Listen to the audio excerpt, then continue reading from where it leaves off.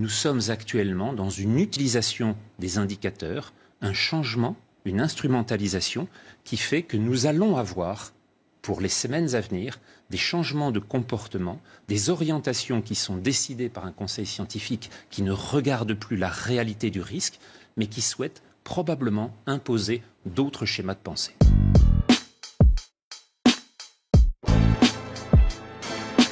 Expliquez-nous, est-ce qu'on doit parler de rebond de l'épidémie, de frémissement ou de deuxième vague? Parmi tous les chiffres que vous avez montrés, ceux qui sont importants sont les 3 derniers sur les 4. Et la communication n'est faite que sur le premier. Pourquoi ? Parce que l'essentiel dans une pandémie est de savoir le nombre de morts qu'elle entraîne. Et de savoir également le nombre de cas sévères, le nombre de patients hospitalisés, en particulier en réanimation. Si on peut regarder sur ces 3 chiffres-là, on va voir effectivement, et là on a ici les chiffres de Santé publique France, publiés aujourd'hui, les courbes d'hospitalisation, les courbes de réanimation ne cessent de décroître depuis début avril.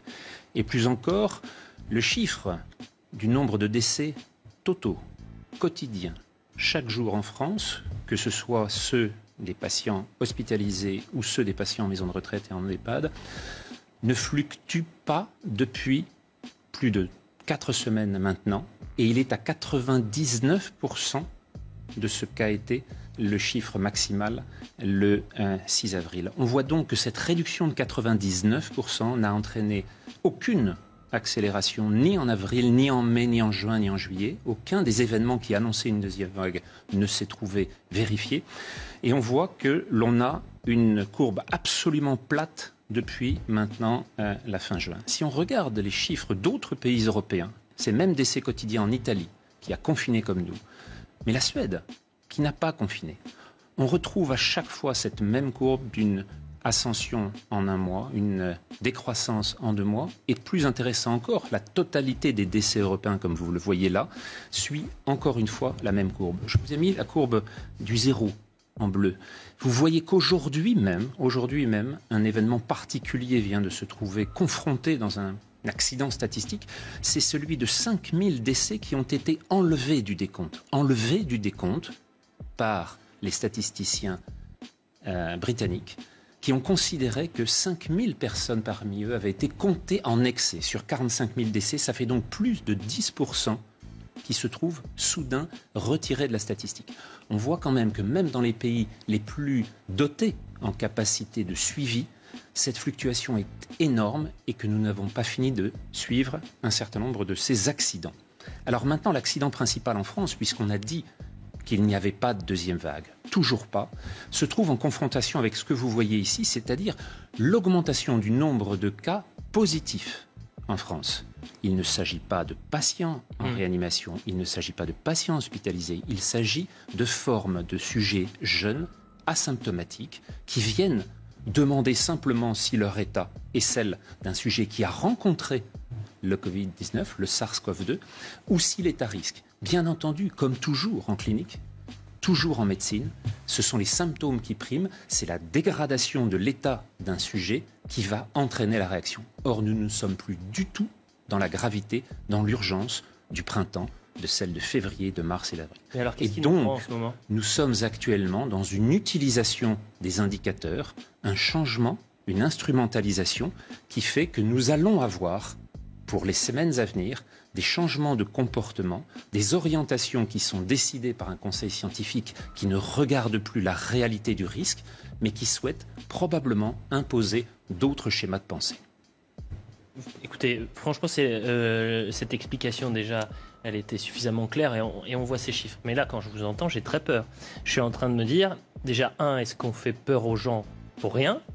La deuxième chose, c'est à charge aussi pour les politiques et pour les personnes qui sont au sommet de l'État, qui aujourd'hui nous disent il faut porter le masque en extérieur. En septembre, conseil scientifique, vous en parliez, le conseil scientifique qui dit à l'automne, on risque d'avoir une seconde vague.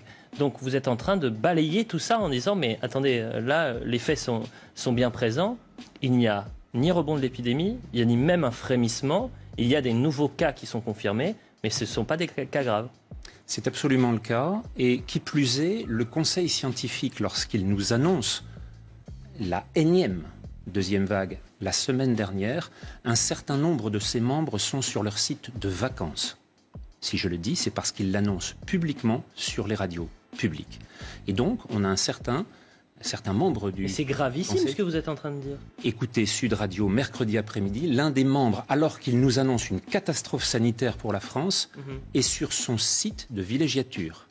Nous sommes donc dans une situation identique à celle du mois de mars, lorsque celui qui a annoncé la catastrophe avec plus de 500 000 morts annoncés pour la Grande-Bretagne, 500 000 morts annoncés en France, ne respectait pas lui-même le confinement qu'il a réussi à imposer à la moitié de l'humanité.